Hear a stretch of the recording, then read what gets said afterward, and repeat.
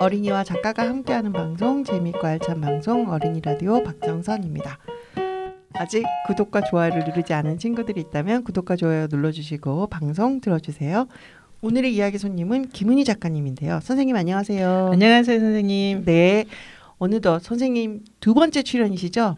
네, 그래서 조금 더 떨리고 반갑습니다 선생님. 예, 아이들의 행복한 세상을 꿈꾸는 작가, 그리고 다양한 어린이 책을 쓰고 있는 작가입니다. 선생님은 동화책도 쓰시고 그림책도 쓰시고 논픽션 책도 쓰시는 선생님이에요. 동화책으로는 상상력 천재 기찬이, 누나랑 노는 특별한 방법, 그다음에 논픽션으로 비굴이 아니라 굴비옵니다. 바나나가 정말 없어진다고, 그림책으로는 돼지가 아니라고 왜, 그리고 뭐라고 부를까 같은 정말 여러 작품을 쓰셨어요. 네, 선생님 거의 60권 이상의 책을 쓰신 엄청난 선생님 오늘 모셨습니다. 선생님 다시 한번 반갑습니다. 네, 고맙습니다. 이렇게 제 책을 소개해 주니까 더 좀 떨리기도 하고 네. 좋습니다. 예, 선생님 그 논픽션도 많이 쓰셔서 엄청 지식이 풍부하신 선생님이신 것 같은데 어떠신가요? 지식이 뭐 풍부하다기보다는 제가 호기심이 굉장히 많아요. 네. 그래서 이것저것 관심을 갖다 보니까 이것저것 기획도 하게 되고 그렇게 다양한 지식책도 쓰게 되었던 것 같습니다. 예, 그러면 호기심 많은 작가 이렇게 네. 소개하면 될까요? 네, 그럼 너무 고맙죠. 예, 또 지식도 풍부하시고 호기심 많은 작가 선생님이니까 오늘 방송도 아주 재미있게 진행될 것 같으네요. 예, 먼저 첫 번째 사연 소개드릴게요. 인천 삼산초등학교 김서아 기자가 보내준 사연인데요. 5월 어린이날, 어버이날, 스승의 날. 예, 5월에 많은 날들이 있잖아요. 그 날들에 대한 이야기인 것 같아요. 먼저 어린이날. 제게는 마지막 어린이날이 될 것 같아요. 왜냐하면 저는 올해가 13살이고 내년이면 중학생이 되거든요. 그래서 뭔가 특별한 어린이날을 보내고 싶었는데 다행히 어린이날 기념 공연을 하는 곳을 찾아가서 태권도 시범과 사물놀이 공연, 그리고 어린이 합창단의 노래를 들었어요. 다음에도 또 보고 싶은 마음이 들었어요. 다음으로 어버이날. 엄마 아빠께 편지와 선물을 준비해드렸는데 아빠께는 운전하시다 졸리지 마시라고 자이리톨 껌 한 통을 샀고, 엄마께는 외출할 때 예쁘게 화장하시라고 아이섀도우를 선물했더니 두 분 다 너무 좋아하셨어요. 내년에도 챙겨드릴 때 좋아하는 모습이 기대돼요. 마지막으로 스승의 날. 가장 기억에 남는 스승의 날. 왜냐하면 저희 반 친구들이 선생님을 위해서 롤링페이퍼를 만들어드리고 또 선생님이 교실에 들어오시자 저희 반 아이들이 단체로 입을 모아 안녕하세요, 사랑해요 라고 외쳤어요. 선생님이 많이 놀라셨어요. 깜짝 놀라셨나 봐요. 그리고 저희는 선생님께 따로 편지와 목캔디를 드렸더니 선생님이 좋아하시더라고요. 스승의 날에 우리 반 아이들 전체가 선생님께 편지를 써드리거나 선물을 드린 적은 없었는데 색다른 이벤트 같아서 뿌듯했어요. 좋은 추억이 많이 쌓인 것 같아서 이번 달은 기분이 좋네요. 저는 듣기만 해도 기분이 좋네요. 진짜 롤링페이퍼가 선생님한테 되게 좋으셨을 것 같아요. 반 아이들 전체가 편지를 보낸 거니까. 네, 맞아요. 네, 그거 하나하나 다 읽으면 선생님이 진짜 뿌듯하셨을 네, 것 같고. 정말 보람 있으셨을 것 같습니다. 네, 그리고 이제 선물은 받는 사람한테 필요한 선물을 해주는 게 좋다라고 네. 하는데 예. 말씀 많이 하시니까 선생님들은 목 아프실까 봐 목캔디 선물해주고. 근데 조금 제가 아빠라면 살짝 서운하지 않았을까. 왜냐하면 엄마한테는 아이섀도우를 선물하고 아빠한테는 자이리톨 껌을 선물했단 말이죠. 선생님 혹시 돈으로 지금 계산하신 거예요?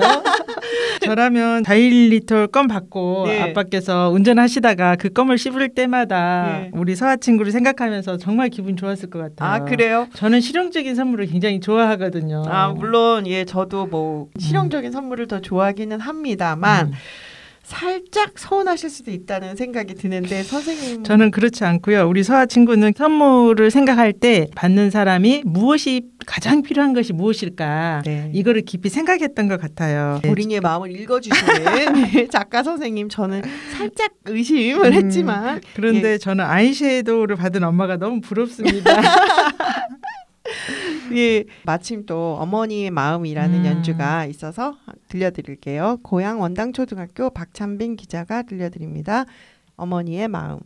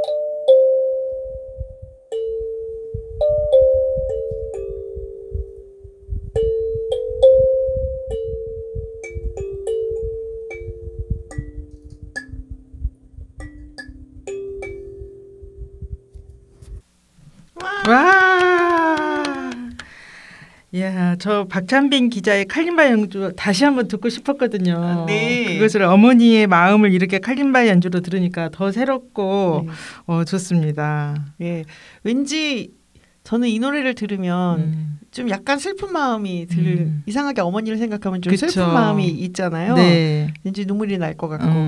근데 또 칼림바로 들어서 그런가 조금 그 연주가 달리 들렸던 그런 측면이 있었던 것 같습니다. 예. 우리 김은주 선생님은 오늘 두 번째 출연이기도 하시지만 또 우리 어린이 라디오의 애청자시라서 네. 1회부터 지금까지 아마 제가 장담하건대 한 해도 빠지지 않고 다 들으셨죠? 네, 한 해도 빠지지 않고 잘 들었고요. 또 우리 기자들 사연 중에서 정말 좋았던 것은 두 번 들은 것도 있고요. 너무나 감동적으로 잘 듣고 있어서 어린이 라디오 애청자입니다. 아, 감사합니다. 네. 그래서 웬만한 기자님들 이름은 다 외우고 계시고 우리 박찬빈 기자가 칼림바 연주를 한다는 걸 알고 계셔서 지금 아까도 말씀하셨듯이 한 번 더 듣고 싶었다. 네. 이렇게 얘기를 해주신 것 같아요. 와, 이렇게 우리 어린이 라디오를 잘 아시는 선생님. 두 번째 출연이시지만 또 그 사이에 신문십답이 살짝 바뀌어서 선생님이 예전에 했던 신문십답이랑 또 다른 신문십답이 준비되어 있습니다. 네. 자, 일단 선생님 띠는요? 뱀띠입니다. 네. 좋아하는 음식? 팥빙수예요. 아, 팥빙수. 여름에 잘 어울리는. 그렇죠. 그래서 저는 이제 팥빙수 중에서도 얼음을 갈아서 이렇게 만든 산처럼 이렇게 좀 뾰족한 산. 비주얼이 엄청 좋은 팥빙수를 좋아하고요. 팥빙수를 먹을 때는 왠지 좀 환상적인 그런 느낌이 들더라고요. 얼음 산을 떠먹는 느낌 같은 겨울왕국 연고 같은? 네, 맞아요. 네, 그런 생각도 많이 하게 되죠. 근데 저는 그렇게 높이 쌓인 팥빙수를 받을 때마다 내가 이거 비비다가 무너뜨리면 어떡하지 이런 걱정이 좀 드는데 선생님은 그런 걱정? 와, 저는 그걸 비벼 먹는다는 생각은 한 번도 해본 적이 없고요. 비빔밥은 좋아하지만 팥빙수는 절대 비비지 않습니다. 네. 산을 남기면서 옆에서 살살 떠먹는 그 느낌. 그럼 썩지 않고 얼음 따로, 팥 따로. 그리고 저기 들어있는 그 인절미 같은 그런 떡도 살짝 좋아하는데 그것만 따로 살짝. 그래요?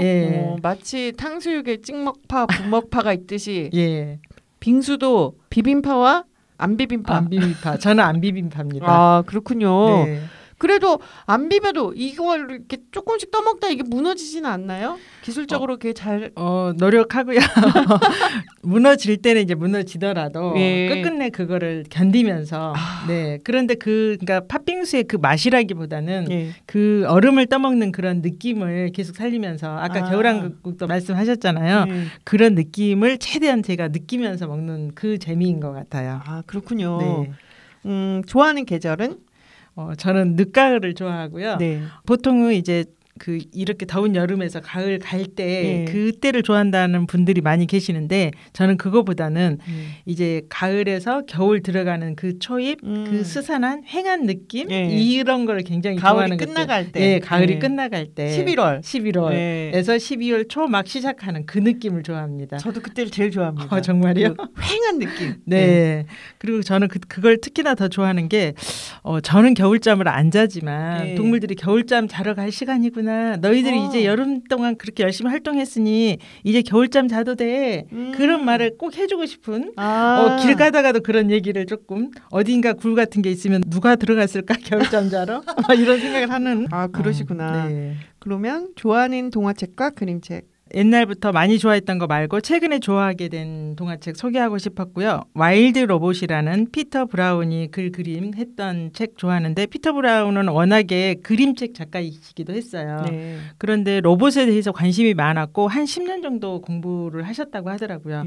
와일드 로봇 책은 인공지능이 탑재된 그런 로봇을 500개를 싣고 태평양 한가운데를 항해를 해요. 하다가 태풍을 만나서 침몰합니다. 그래서 모두 다 태평양 가운데로 로봇들이 다 가라앉지만 단 하나 로봇이 살아남아서 무인도에 표류를 하게 되죠. 얘는 이제 생존이 프로그래밍화 돼 있는 거예요. 어떤 척박한 환경에 있어서 살아남는다는 것이 프로그래밍화 되어 있거든요. 이 로봇이 우연찮게 기러기 알을 부화시키는 역할을 하게 되고 이 기러기의 엄마가 되어주죠. 그래서 이제 기러기는 이 로봇을 이제 로즈라는 이름을 가진 로봇인데 이 로즈를 엄마로 받아들이게 되는 거죠. 야생 동물과 로봇이 엄마와 자식이 되어서 거기 살아남는 거고 그때 이제 엄마랑 자식의 관계라는 게 무엇인가에 대해서도 정말 깊은 생각을 하게끔 하고요. 네. 이 로봇이 외딴 섬 무인도에서 야생의 숲에서 살아남아야 되는 거예요. 네. 교류가 일어나고 결국 살아남게 되는 그런 얘기죠. 너무나 재미있어요. 네.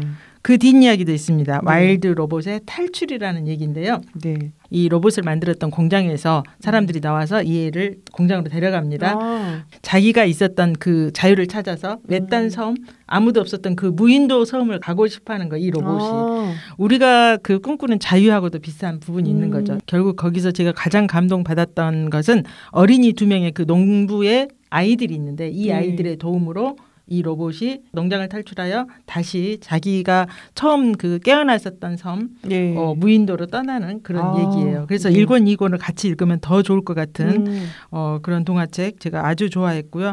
인간과 야생동물은 별다른 차이가 없구나. 우리가 생존한다는 것이 무엇인가? 우리는 어떻게 살아갈 것인가? 라는 철학적인 그런 질문까지도 던져주는 저한테는 되게 의미 있는 책이었고요.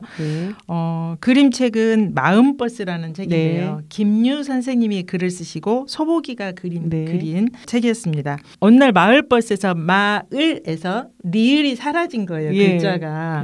그러니까 리을이 없으면 조금 허전하고. 마을버스가 됐군요. 네, 마을버스가 되니까 이 운전기사님이 이건 아니다. 리을을 찾아 헤매지만 못 찾습니다.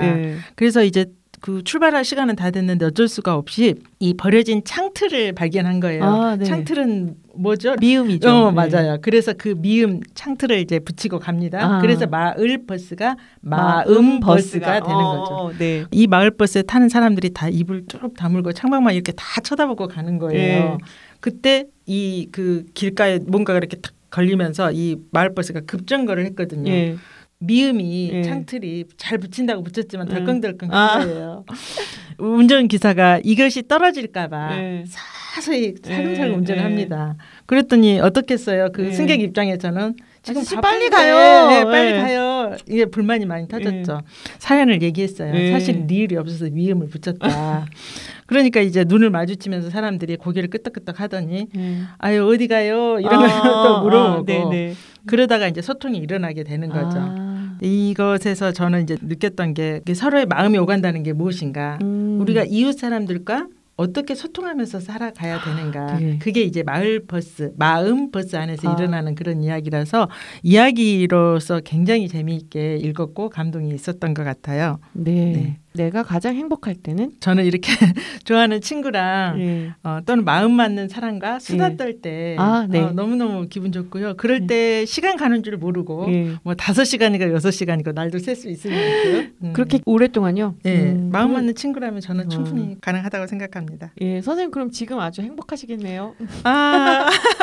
네, 지금 행복하시다고 해야 돼요. 그래야 제가 마음 맞는 친구가 되는 겁니다. 네, 마음 맞는 친구이기도 하고요. 또 이렇게 제가 좋아하는 이야기이기도 하잖아요. 그림책과 뭐 동화책과 이런 얘기를 하다 보니까 지금 살짝 떨리기도 하면서 막 이렇게 흥분하는 그런 마음이 느껴지기도 하고 아주 좋습니다. 특히 우리 어린이 라디오의 애청자이시니까 더욱더 행복하실 거고 우리 어라친이 함께 있으니까 행복하실 거라고 제가 강요하고 있습니다. 아니에요. 진짜로 어라친들이 듣고 있다고 생각하니까 더 기분 좋고 더 열심히 해보고 싶은 생각이 듭니다. 내가 가장 지루할 때는? 가장 지루할 때는 무언가를 기다릴 때. 그렇게 기다리면서 멍 때리는 건 저는 잘 못해서 그럴 때는 뭐라도 하면서 기다리는 걸 되게 싫어하는 것 같아요. 기다리는 것 중에 가장 지루할 때는 그건 것 같아요. 식당에서 밥 나오는 거 기다릴 때. 그건 저는 괜찮습니다. 저만 먹보인가요? 나만의 스트레스 해소법은? 저는 걸으면서 혼잣말 하기를 굉장히 즐기는데요. 마음속으로 혼잣말 하는 게 아니라 겉으로 소리내서 말하는 거예요. 마음속으로 혼잣말 할 때는 스트레스가 그렇게 잘 풀린 것 같지는 않더라고요. 그러니까 스트레스가 조금 쌓였을 때는 머릿속으로 생각하면서 걷지만 정말 힘들 때는 혼잣말을 실제로 밖으로 나와서 막 조절조절 중얼중얼 말하면서 그럼 지나가는 사람들이 쳐다보지 않나요? 쳐다볼 때도 있어요. 그렇지만 그냥 중얼중얼 하는 정도면 그렇게 심하게 쳐다보진 않죠.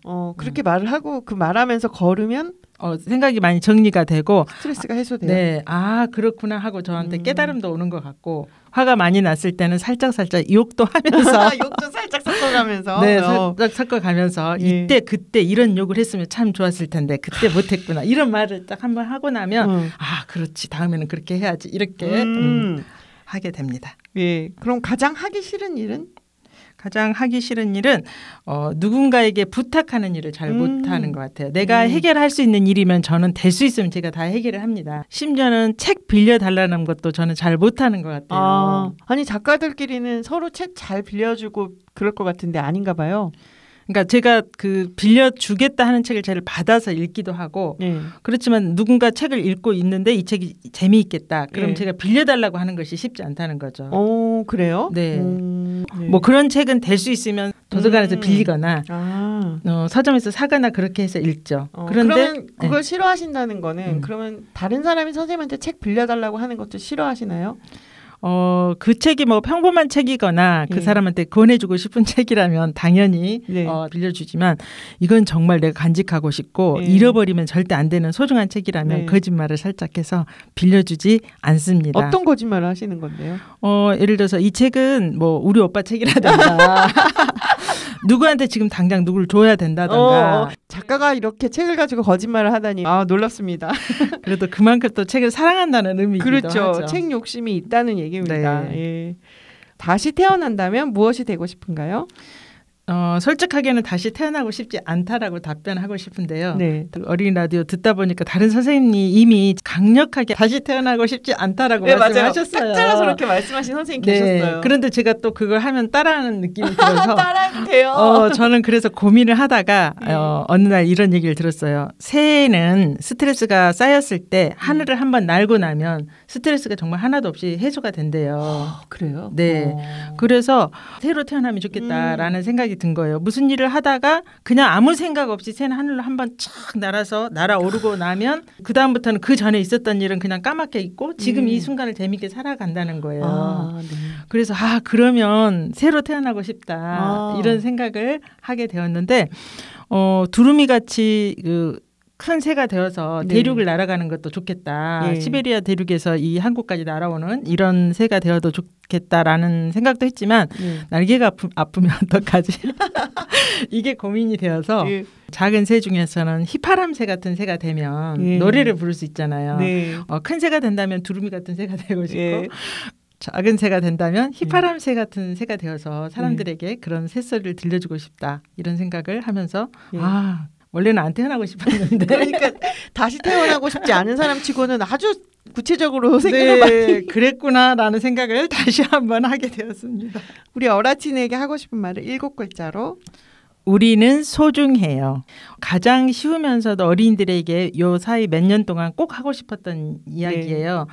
막 코로나도 되고 어린이들에게 굉장히 많은 제약들이 있더라고요. 뭐 하면 안 된다라는 말을 그 어느 때보다 더 많이 어른들이 하고 있는 시기인 것 같아요. 물론 그런 해서는 안 되는 일들이 있기는 하지만 그렇다 하더라도 우리 한 명 한 명이 얼마만큼 소중한 존재인지를 잊지 않았으면 좋겠고 특히 어른들도 다 누구나 다 소중하지만 우리 어린이들이 얼마만큼 소중한가. 그래서 우리 자신이 알았으면 좋겠어요. 나도 소중하고 너도 소중하고 서로를 존중하면서 우리는 소중해요. 라는 말을 하고 싶었습니다. 네, 어라친 여러분 들으셨죠? 여러분은 아주 소중합니다. 그리고 여러분과 여러분의 친구들 모두 소중하고 우리 어린이들은 아주 소중하다는 거 김은희 선생님이 다시 한번 당부해 주셨네요.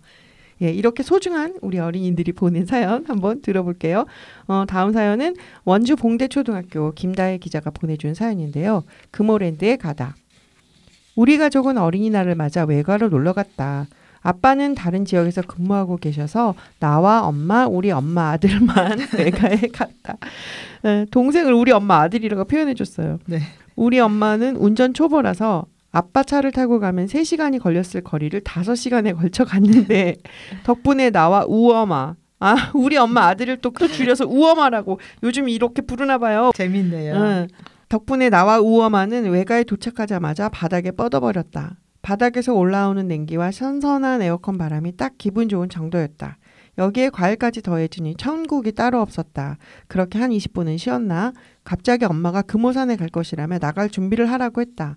나는 나가기 귀찮았지만 지금 금오산에 가서 채미정 사진이라도 찍어놔야 나중에 체험학습 때 써먹을 수 있다고 해서 어쩔 수 없이 나가게 되었다. 우리는 20분이나 달려 금오산에 갔다. 채미정은 공사 중이었다.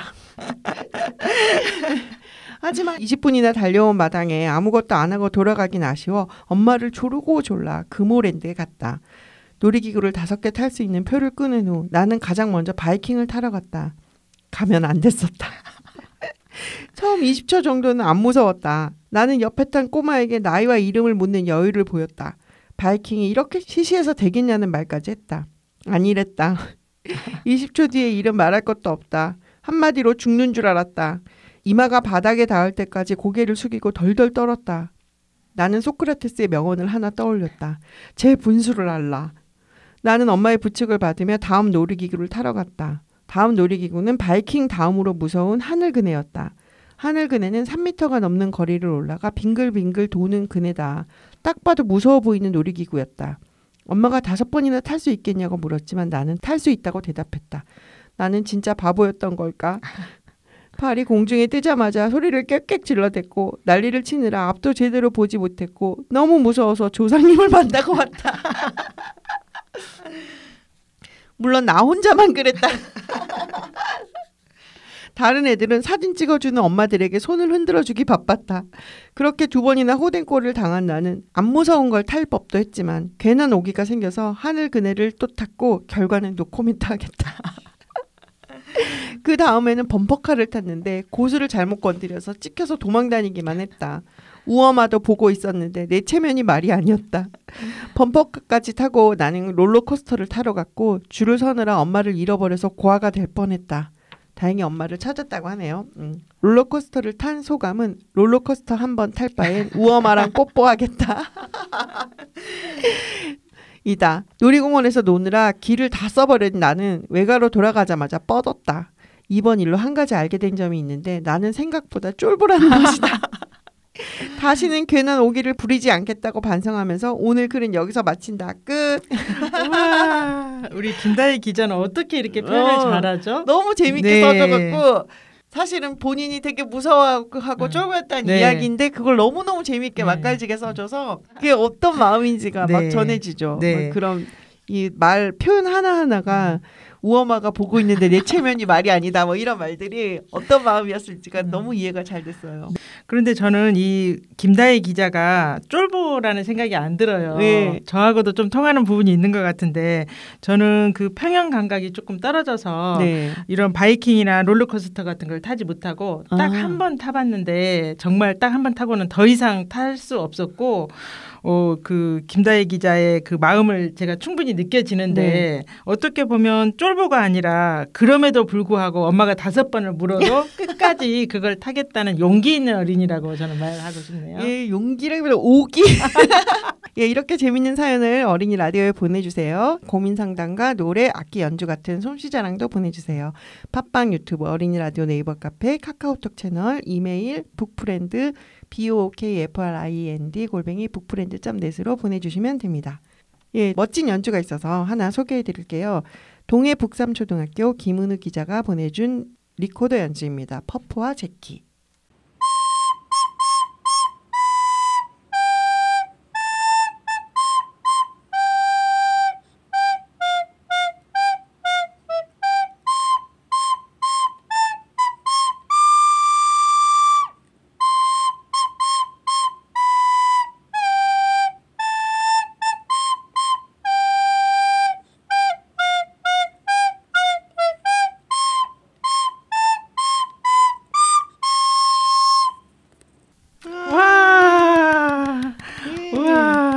정말 리코더 연주는 언제 들어도 되게 기분이 상쾌해지는 것 같아요. 그렇죠. 이 김은우 기자의 숨소리까지 다 들리는 그런 느낌이 들어요. 그래서 이렇게 신나게 소풍 가고 여행 가는 그렇죠. 금오랜드 재밌게 논 것 같은 그런 느낌이 드는데 어떻게 이렇게 리코더 연주를 잘 할 수 있는지 정말 부럽습니다. 저희도 연습하면 이렇게 될 수 있을까요? 있을까요? 여기서 선생님 어린 시절 얘기를 좀 들어봐야 되는데 선생님 어렸을 때는 어떠셨나요? 제 얘기를 들으면 구석기 시대에서 온 사람 아니야 라는 얘기를 그렇게 생각하실 수도 있겠는데 저는 굉장히 산골 마을의 외딴 집에 살았거든요. 그래서 초등학교 들어가기 전까지는 저는 친구를 만나본 적이 없었던 거예요. 가족 외에는. 어머. 그 정도면 구석기 시대 맞죠? 그러네요. 그리고 집에서도 이제 황소를 한 마리 키웠어요. 네. 그리고 저의 임무는 그 소에게 쇠죽, 지금은 사료를 주지만 그때는 이제 쇠죽을 끓여서 주는 거예요. 여러 가지 뭐 쌀기어도 넣고 뭐 지푸라기 이런 걸 푹푹 삶아서 하는 건데 어마어마하게 큰 가마솥에 아궁이에 불을 떼는 거죠. 그래서 이제 그렇게 불을 뗄 때 7살이 어린 여동생이 있어요. 선생님 10살일 때 그 동생은 아기네. 네, 그래서 3살이니까. 그래서 항상 그 동생을 제가 이제 많이 돌봐주기도 했고 이제 제일 기억나는 것은 이 동생이 항상 그 쇠죽 끓일 때마다 찾아와서 언니 이야기 하나 해달라고 옛날 이야기를 해달라고 하는 거예요. 그런데 저도 그런 산골 마을에서 살 때 책도 없고 학교에 도서관도 당연히 없었고요. 서점도 없었고요. 있는 책이라고는 교과서 같은 그런 책들 위에는 읽어본 적이 별로 없었는데 동생이 계속 와서 이야기를 해달라고 하니 이야기가 없잖아요. 그러니까 어디에선가 주워 듣거나 뭐 책에서 읽었거나 했던 이야기를 해주는데 뭐 옛날에 할아버지 할머니가 살았는데 뭐 이런 이야기를 많이 했던 것 같아요. 그런데 동생은 거기에서 항상 만족을 못하고 언니 더 긴 이야기를 해달라고 항상 조르는 거예요. 짧게 끝나면 얘는 재미없어 하면서 더 긴 이야기를 해달라고 하니 제가 이제 그때는 지어냈어요. 아까까지 할아버지 할머니 이야기는 맨날 했던 이야기라면 긴 뱀이 긴 굴 속으로 긴 꼬리를 흔들면서 길게 들어간다고. 그러니까 길다라는 표현을 그때 수준에서는 모든 표현을 다 써서 선생님이 아는 긴 거는 다 총동원? 총동원해서 이제 길다는 표현을 다 넣어서 그렇게 얘기를 하는 거예요. 그렇게 얘기를 해주면 이제 얘가 눈이 땡그래가지고 그걸 다 듣고 나서 그걸로 끝나지 않고 더 긴 이야기를 해달라고. 그리고 선생님이 더 긴 뱀이 와서 이렇게 했나요? 그렇죠. 진짜로? 진짜로. 더 긴 뱀이 더 긴 굴 속으로 하면서 이제 더를 붙여서 얘기해도 이 동생이 또 거기 만족하지 않고 더 긴 이야기를 해달라고 해서 이제 그렇게 긴 이야기를 만들어서 해줬던 기억이 지금도 있는데 최근에 동생이 좀 저한테 시비를 걸었죠. 내가 그때 언니한테 이 얘기를 그렇게 해달라 해서 언니가 동화 작가까지 됐는데 언니가 동생은 아기였는데도 그때 일이 기억이 난대요? 그 긴 뱀 이야기가 기억이 난대요. 오 정말요? 네. 그러면서 언니한테 한턱을 내라. 그래서 내 덕분에 언니가 이야기를 짓는 사람이 됐으니 내가 그렇게 그때 조르지 않았으면 언니가 그렇게 했겠냐. 나는 그때 귀찮았다. 그러나 친절한 언니였기 때문에 그 이야기를 들려줬었고 아니 저는 듣고 싶죠. 사실 그 어린 나이니까 저도. 그런데 누구가 나한테 들려줄 사람은 없는데 나도 옛날 이야기 해줄 어른이 필요한데 근데 그 어른은 없었고 동생은 자꾸 와서 언니 이야기 해줘 할 때마다 어쩔 수 없이 제가 이야기를 지어내든 아는 이야기를 하든 근데 이야기를 해보면 내가 직접 해보는 거하고 듣기만 하는 게 다르잖아요. 그렇죠. 그러니까 인정을 조금 해야겠구나. 한턱 내셔야 될 것 같습니다. 한턱을 바라며 어라친이 보내준 멋진 노래가 있어서 한 곡 소개해드릴게요. 신년마저 내려온다. 신년마저 내려올 제 별년 맵시장이 좋다 모란색임에 완자창 내 왈개 쩍 벌려 1등 마부유량 날마 덩덩 그렇게 시렸다. 키 큰 사령 흥창호 뒷제제비다 힘을 쓰며 별년 뒤따른 난디 남대문 박성 나서 좌우 산천을 바래봐 파란 춘성. 와, 더 듣고 싶어요. 이건 무슨 뭐 그 명창 이런 분이 부른다고 해도 과언이 아닐 만큼 음원을 틀어놨나 이렇게 생각하실 텐데 이거 선생님 판소리죠. 순창 동산초등학교 홍세영 어린이가 불러준 노래인데요. 신년맞이라는 노래입니다. 신년맞이는 춘향가 중에서 그 변사또가 남원 부사로 왔을 때 지방 관속들이 새로 부임한 사또를 맞이하는 대목이래요. 근데 이제 우리 친구가 그 대목의 앞부분만 조금 불러준 건데요. 우리 홍세영 친구가 집안이 다 국악 가족이래요. 국악 악기도 연주하는 부모님도 계시고 그래서 더 이 판소리를 잘한다고 하는데 그렇다고 하더라도 초등학생이 그렇죠. 이 정도 예, 실력이면 예. 엄청난 거 아닌가. 그렇죠. 무슨 대회 같은 데 나가도 충분히 될 만큼 엄청난 실력자인 것 같아요. 네, 너무나 대단한 것 같습니다. 특히 우리 노래 판소리에 대해서 저도 개인적으로는 관심을 좀 갖고 듣는 편인데 정말 명창이 부르는 어린이가 이렇게 정말 반갑고 좋네요. 예, 멋진 실력에 우리 홍세영 어른이 좀 짧았거든요. 또 녹음해서 보내주시면 너무너무 감사할 것 같네요. 네, 꼭 듣고 싶어요. 다음으로는 동시가 있어서 한 편 소개해드리려고 하는데요. 이 동시는 우리 김은희 작가님이 읽어주셨으면 좋겠습니다. 신발, 박세봄. 나는 신발이다. 다들 신발하면 뭐 대수롭지 않게 넘기잖아. 더러우면 빨고 망가지면 새로 사고. 그치만 우리 신발들은 다들 달라. 너희들이 생각해봐. 매일 등 위에 무거운 발이 있고 어떨 때는 진흙탕에도 가서 나는 진흙을 한 바가지 먹는다고. 내가 더러워져서 세탁을 하면 나는 물하고 세제를 온몸에 넣지. 가끔은 발에 맞지도 않으면서 꾸겨 넣어서 나는 숨이 막혀. 누가 양말을 벗고 신으면 나한테는 냄새가 배어. 우엑. 나는 그래서 앞으로 소원이 있어. 바로 내가 사람이 되는 거야. 와, 어떻게 이런 동시를 쓰죠? 와, 너무 재밌어요. 네, 정말 내가 딱 신발이 된 느낌이거든요. 예, 진짜 신발 입장에서 생각을 했던 것 같아요. 네. 내 등 위에 항상 무거운 발이 놓인다. 네. 네. 그리고 냄새가 나서 오해. 이것도 재밌지만 맞지도 않으면서 꾸겨 넣어서 나는 숨이 막혀. 그렇죠. 신발 입장이 정말 그럴 것 같아요. 네, 네, 그렇죠. 진흙을 한 바가지 먹는다고. 예, 그런 표현도 너무 재밌고요. 횡성 우천초등학교 박세봄 어린이가 보내준 신발이라는 동시였는데 이렇게 입장 바꿔서 동시를 써보는 것도 재밌을 것 같아요. 그렇죠. 세봄 친구가 쓴 글이 또 공감이 가잖아. 네네. 신발이라면 그럴 법하다. 공감이 되니까 너무 잘 썼습니다. 우리 세봄 친구 또 동시 쓰면 보내주세요. 네. 되게 재밌었어요. 다음으로 사연 하나 들어볼게요. 춘천 태계초등학교 김수빈 기자가 보내준 사연입니다. 스승의 날을 까먹었다. 이번 스승의 날은 일요일이었다. 그래서 금요일에 선생님께 인사를 드리고 왔어야 했는데 깜빡했다. 아차.